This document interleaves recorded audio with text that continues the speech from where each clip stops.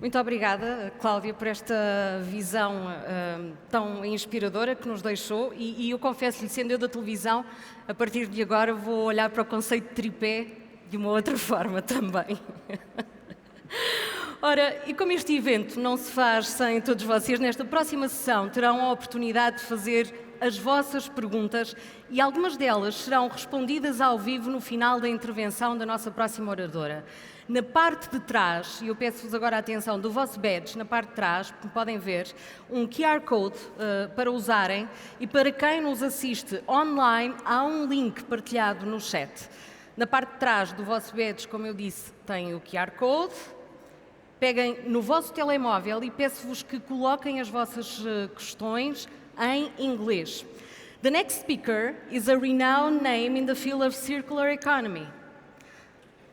At a time when we are increasingly seeking sustainable solutions, she stands out as a passionate leader, dedicated to the global transition to a circular economy. With several years of experience in startups and scale-ups, she envisions transforming 10,000 companies, 1,000 cities, and 100 nations, helping them thrive while caring for the environment, people, and communities. Please join me in giving a warm welcome to Ivonne Bojoh, CEO of Circular Economy.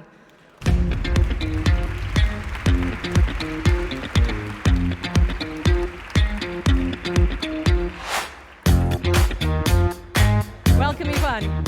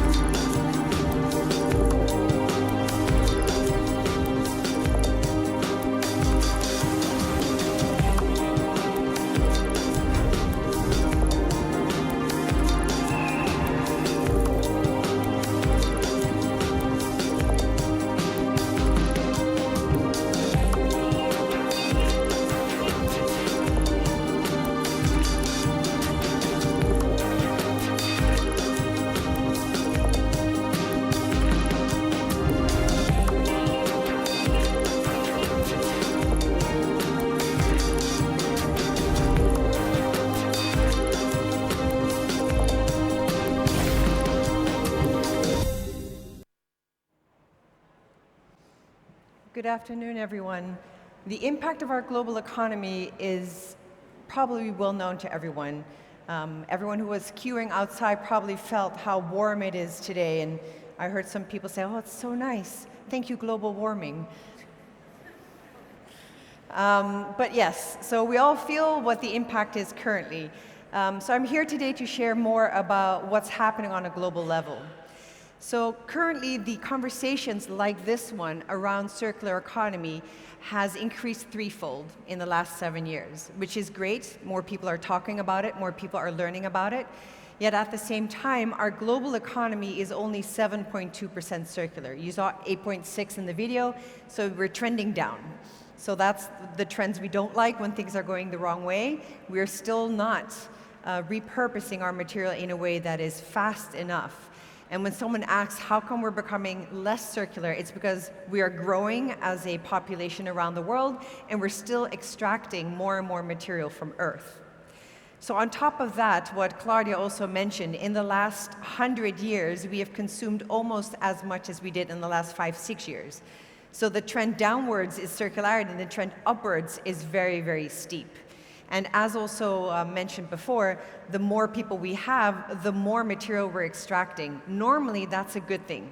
When there's more material extraction, you're building schools, you're building cities, it's a good sign. But we've come to a point in our existence as humans that taking more material is a detriment to our own health and our own future, and driving into a wall, like Claudia said, at full speed. And yet we're all sitting here feeling like we're safe, but we're not. So one of the reports that came out earlier this year is the Global Outlook from the UN, and that's also about bending the curve. So how do we, all of us, still have a good life with less material? And our numbers, our research has pointed out that we are able to all still have a very, very good life, very comfortable across the globe with 1/3 less material use. That's how much we're overproducing. If we look at the boundaries that we've already overshot, there's too many out of them. So we can reverse that overshoot if we just look at what's happened in the last 25 years. And we can reverse all of those overshoots with a circular economy. It's not fantasy, but it does take a lot of work, and it takes innovation by all of you, by all of us, to innovate things that we are doing today in a different way.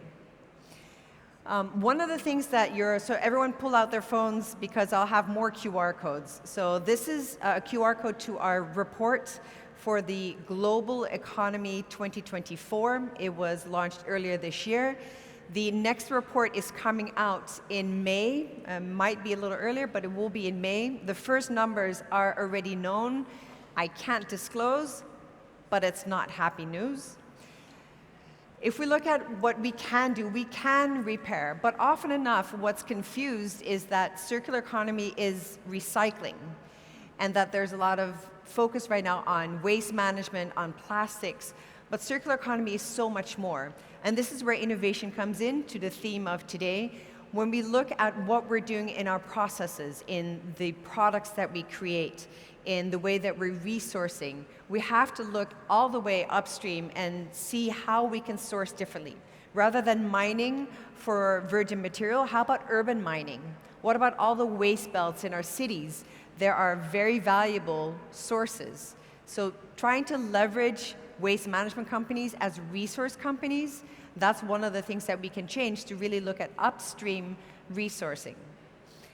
There's 3 things that we've identified as Circular Economy Foundation, what is needed to transition. One is to create a level playing field when it comes to policies. So some of you are here maybe by public transport or car, or even have flown in like myself. Yes, CO2 compensated. But what we do have to look at is how is our government working towards this transition? Are they actually supporting the subsidies in the right places? Right now in the Netherlands, where our organization is located, public transport is often enough more expensive than flying somewhere. For me to travel to Switzerland, it's 3 times as expensive than taking a flight because it's highly subsidized industry. So what's the level playing field when it comes to policy? The second one is to build circular expertise. Right now, all of us, the sitting workforce, we need to be re-skilled to be able to operate a circular economy. Now, which skills are needed and which jobs will change? That's also something we all need to be very much aware of. Not just our children and the next generations to come, but ourselves. Are we ready to operate a circular economy? Do you know enough about your job in a circular economy? The last one is getting the economics right. And hopefully this is also something that WBCSD will touch on more today, when it is about how do we all ensure that we speak the same language and use the same indicators.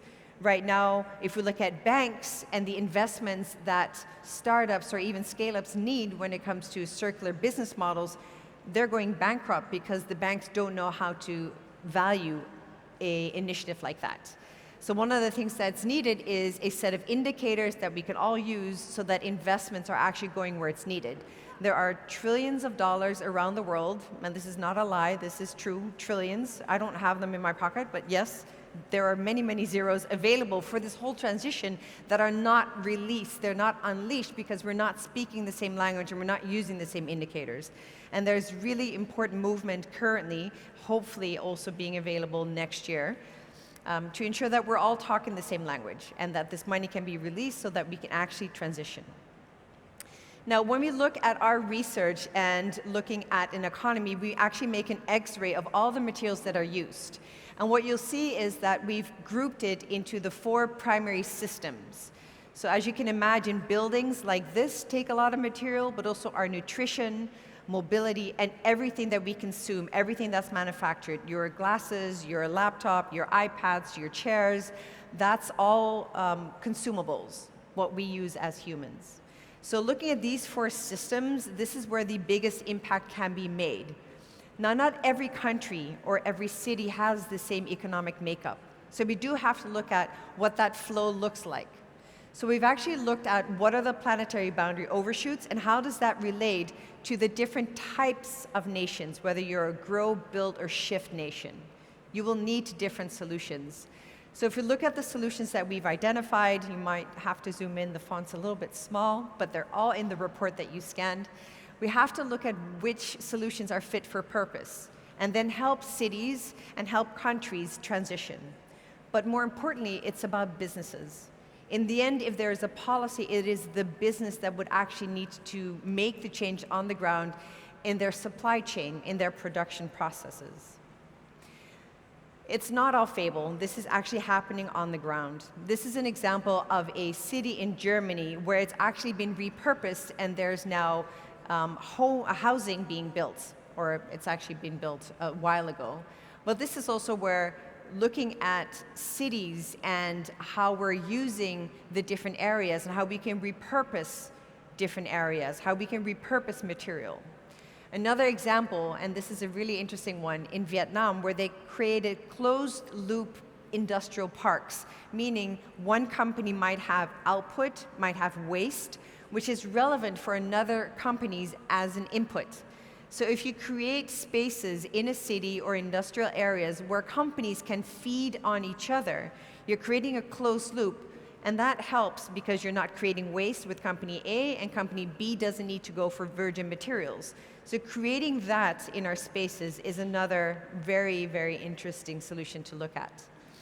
Lastly, the built environment is one of the biggest footprints, looking at different types of material. Now, we're not